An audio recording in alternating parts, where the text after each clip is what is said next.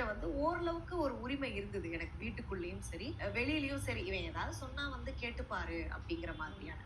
So அந்த உரிமையில நான் கால் பண்ணேன் தான். இப்போ இவங்க சொல்ற மாதிரி ரெக்வெஸ்ட் பண்ண அந்த தொனியே கிடையாது.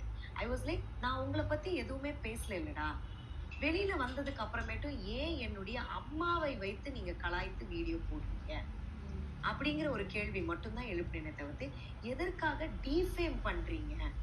நான் அந்த மாதிரி வந்து பண்றதுக்கு எவ்வளவு நேரம் ஆயிட போகுது? நம்ம பேசலாம் இல்லையா? ஐ திங்க் ஏதோ ஒரு திவ்யாக்கும் விக்ரம் அவர்களுக்கும் வீட்டுக்குள்ள வந்து ஒரு சம்பவம் நடக்கும்போது, திவ்யா அவர்கள் அவங்களுடைய மனைவிய பத்தி ஒரு ஒரு வார்த்தை தான் எடுத்திருந்திருப்பாங்க. அப்போ அதுக்கு விக்ரம் அவர்களுடைய ரியாக்ஷன் வந்து, அப்புறம் கண்ணுல கண்ணீர் வந்து, அவங்க எதுக்கு என்னுடைய குடும்பத்தினர்களை பத்தி பேசுறாங்கன்ற அளவுக்கு நீங்க அந்த இடத்துல எதிர்த்து பேசுனீங்கல்ல. அப்போ வெளியில வந்ததுக்கு அப்புறமேட்டு ஒருத்தவங்களை நோண்டி விட்டு ஒரு ஒரு ஒரு ஒரு கண்டென்ட்டை நீங்க பண்றீங்கன்னா, அது அடுத்தவங்களுடைய மனசை புண்படுத்தும்ன்றது உங்களுக்கு தெரியாதா? அப்ப பாருன்னா வந்து நல்லா அடிக்கலாம், எவ்வளவு அடி வேணாலும் அவ தாங்கிப்பா அப்படிங்கிறது தான் உங்களுடைய எண்ணமாக இருக்கிறதா? அவளுக்கும் ஒரு மனசு இருக்கு, அவளுக்கும் ஒரு ஃபேமிலி இருக்கு. அவங்க அவங்க அம்மா 24 ஹவர்ஸ் அந்த வீட்டுக்குள்ள வரும்போது நீங்கலாம் கூட இருந்திருக்கீங்க. ஒரு ஒரு ஒரு தாய் அவங்க பொண்ண வந்து எப்போதும் பாதுகாக்கணும்னு தானே நினைப்பாங்க.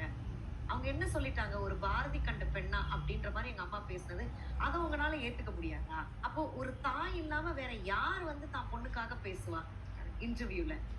அத உன்னால ஏத்துக்க முடியாம ஒரு பாரதி ரூபத்துல வந்து நீ வந்து, அப்ப நீங்க கூட தான் வந்து இன்டர்வியூல என்னங்க இந்த மாதிரி கெட்ட வார்த்தைகள் வந்து பேசியிருக்கீங்களே அப்படின்னு விக்ரம் அவர்களை பத்தி பேசும்போது, இல்ல நான் 4 திருக்குறள் வந்து படிச்சுட்டேன் அப்படின்னு.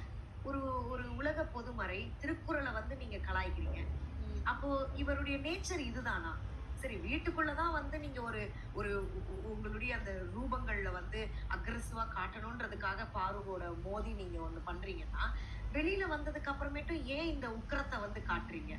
அப்போ உங்களுடைய நேச்சர் இதுதான். ஒரு ஒரு தாய வந்து நீங்க கலாய்க்கிறீங்க. ஆனா உங்கள வந்து சொல்லும்போது மட்டும் அதுக்காக அப்படியே இது பண்ணிட்டு வரீங்க. அதுதான் உங்களுக்கு வந்தா ரத்தம், எனக்கு வந்தா தக்காளி சட்னியா அப்படிங்கிற மாதிரியான மொமெண்ட் தான் இருந்தது.